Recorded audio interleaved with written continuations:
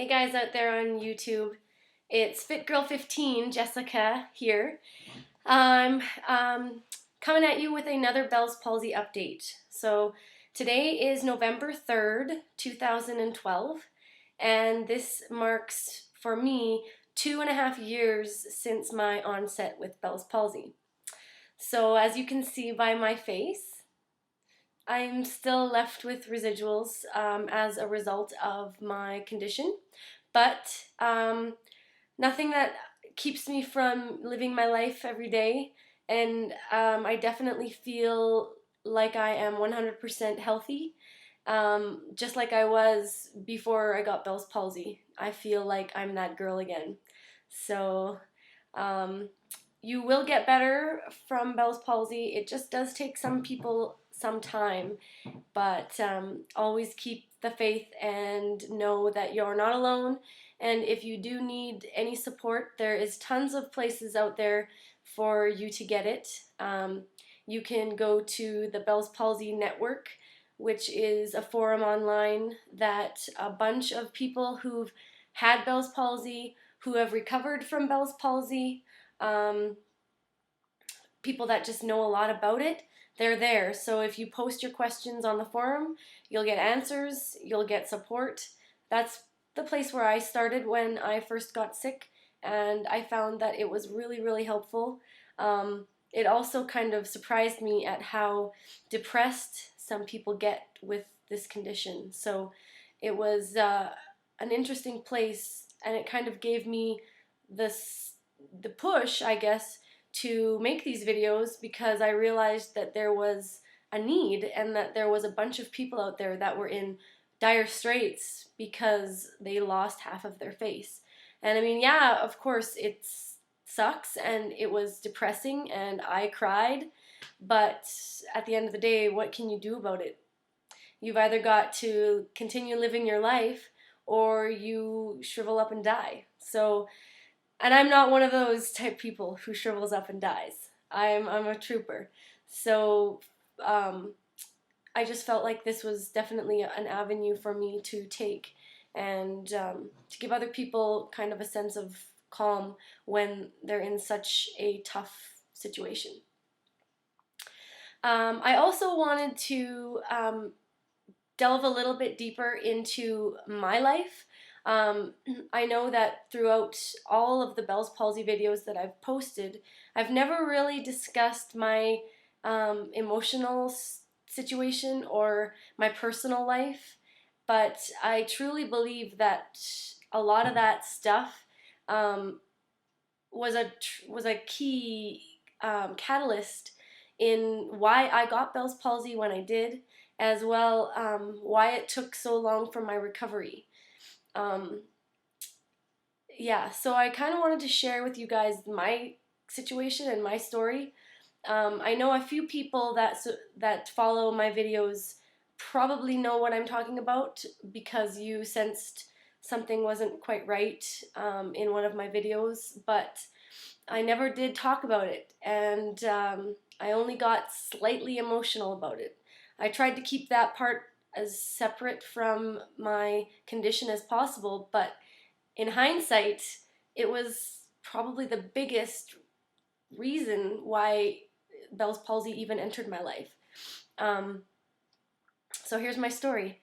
In 2009, I was living with my boyfriend, and he proposed in January. I wanted to enter a fitness competition in April, so I did, and I loved it so much, I entered a second fitness competition in October.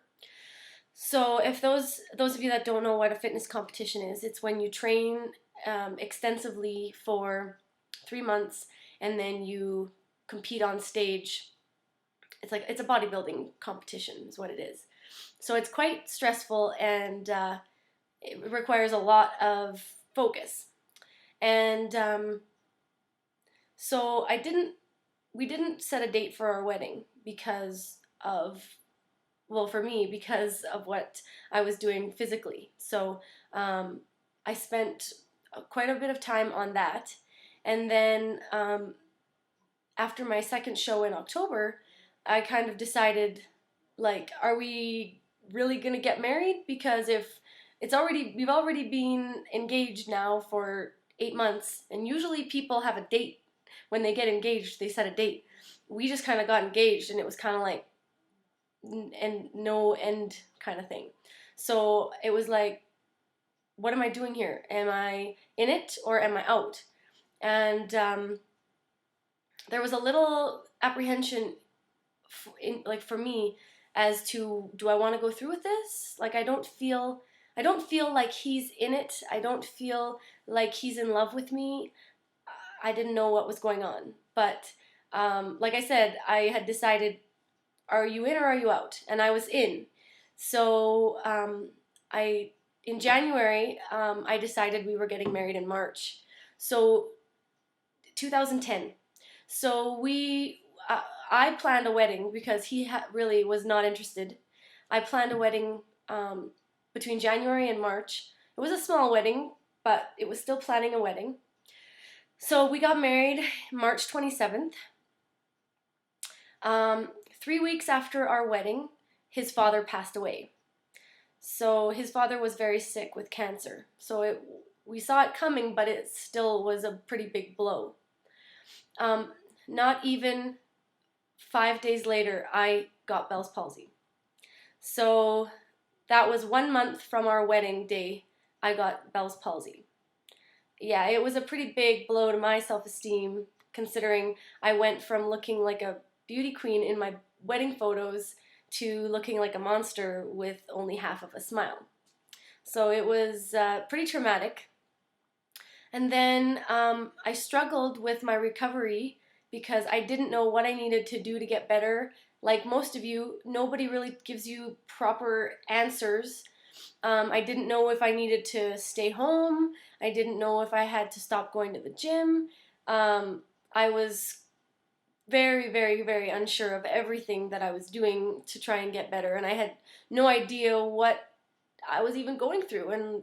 And it turns out that I was actually quite a lot sicker than I thought I was, and I probably did do a lot more than I should have during the first month, 2 months of your illness. I think you should really spend that time chilling out. Like, don't go to work every day, especially if your job is looking at a computer screen. Like, your eye, it's open 24 hours a day. Like, the only calm that it gets is if you patch it up at night. Most people don't put the patch on and leave it there all day, so your eye is stressed out. So if you're looking at a computer screen all day, it's just going to even get worse. But yeah, so I didn't take time off, which I wish I had. I didn't get a huge amount of support from my spouse, so I kind of felt like I was a little bit alone at that time. And then 4 months after I got sick, I got a phone call at work telling me that my then husband was having an affair with his girlfriend. And so, yeah, that was a pretty huge blow. I don't know what was worse, Bell's palsy or that. But I very quickly had to make a decision, and I knew that my decision was not to be with somebody that would do that to me. So I kicked him out, and then I had to live the remainder of, however long I wanted to live there, by myself. So I decided that I was going to sell my house in the spring, but that meant that I was going to have to do the maintenance of a house all winter. And like I said, I think I was more sick than I realized, because that year it was very, very difficult to shovel the driveway, to just all the winter chores were just excruciating. And now I can see how stressful just being out in the cold is to your body. I just tend to like tense up in my shoulders, and just everything seems to kind of, and then I need to go get a chiropractic adjustment because I'm all out of whack. So yeah, that year sucked. And so I went from being single to married to divorced all in the same calendar year. And Bell's palsy. Oh, don't forget Bell's palsy. So quite a lot to deal with. But you know what's funny is that when I look back, because I did take progressive photos as well as took the videos, when my spouse left my life, my recovery was like almost instant. I got my smile back. I got like all my face back. Yeah, it's pretty staggering how once the stress that you're under leaves, how quickly your body can get back to doing what it does best. And we don't want to be under stress. We want to be happy.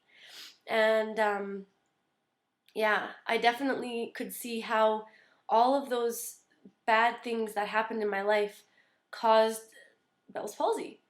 In hindsight, it makes so much sense. So if any of you are dealing with some major issues in your life and then you get sick with Bell's palsy, don't consider the two things completely unrelated, because I have a feeling that there's a lot more to it than most people give it credit. I don't think that it's just, oh, I got a virus, or oh, the cold wind blew and then suddenly my facial nerve went. Like, I don't think it's quite that easy. I think that our bodies work in mysterious ways, and emotional stress can definitely facilitate and make our bodies weak and allow illness to set in. So we've got to be very sure and very conscious of our outside stresses and make sure that they don't cause such bad things to happen to us in the future.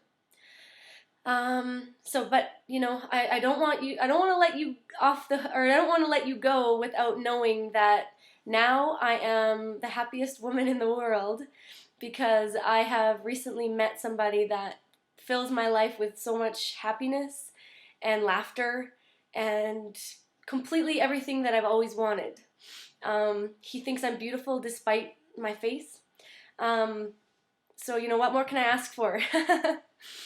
So I just wanted to share with you a little bit about my journey to where I am today, and know that you're not alone, and that eventually things do improve.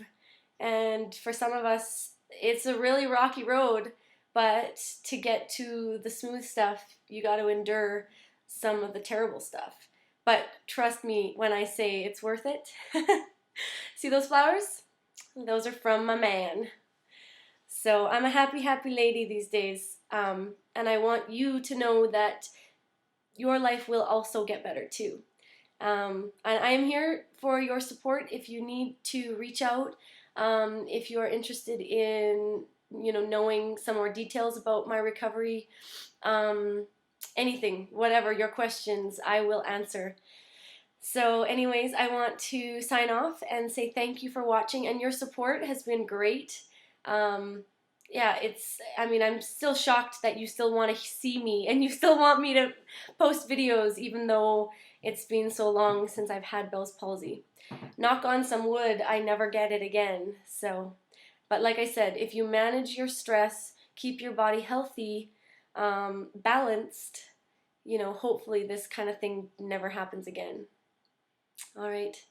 Have a good day, everyone. Thanks for watching. Bye.